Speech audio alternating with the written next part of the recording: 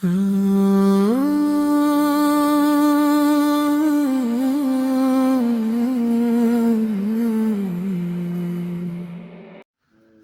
আলাইকুম। আজকের ভিডিওর মেইন পার্ট হচ্ছে গাম্বুরো ভ্যাকসিন। আমি গাম্বুরো ভ্যাকসিন 11 দিন বয়সে দিয়েছি। আপনারা 10 দিন থেকে 13 দিনের মধ্যে দিতে পারেন, তবে 11 দিনে দেওয়াটাই পারফেক্ট। আমার এখানে মুরগির বাচ্চা আছে 500, তাই আমি 500 ডোজ নিয়ে এসেছি। প্রথমে ভ্যাকসিনের মুখটা খুলে নিয়েছি, 5 ml সিরিশে পানি ভরিয়ে নিয়েছি এবং সিরিশের পানিটুকু ভ্যাকসিনের মধ্যে পুশ করার সাথে সাথে সম্পূর্ণ পানিটুকু ভ্যাকসিনের মধ্যে টেনে নিয়েছে। এরপর সিরিঞ্জে বাতাস নিয়ে আমি বাতাসটুকু ভ্যাকসিনের মধ্যে পুশ করে দিয়েছি।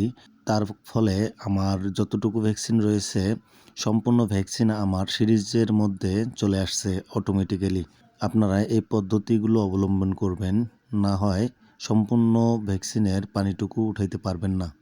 অবশ্যই মাথায় রাখবেন, যখন আপনি সিরিজে পানি উঠাবেন এবং পানিটুকু ভ্যাকসিনের মধ্যে পুশ করবেন, তখন যদি অটোমেটিকভাবে সিরিজের পানিটুকু ভ্যাকসিনের মধ্যে অটোমেটিক্যালি চলে না যায়, তাহলে বুঝবেন ভ্যাকসিনটি প্রবলেম রয়েছে।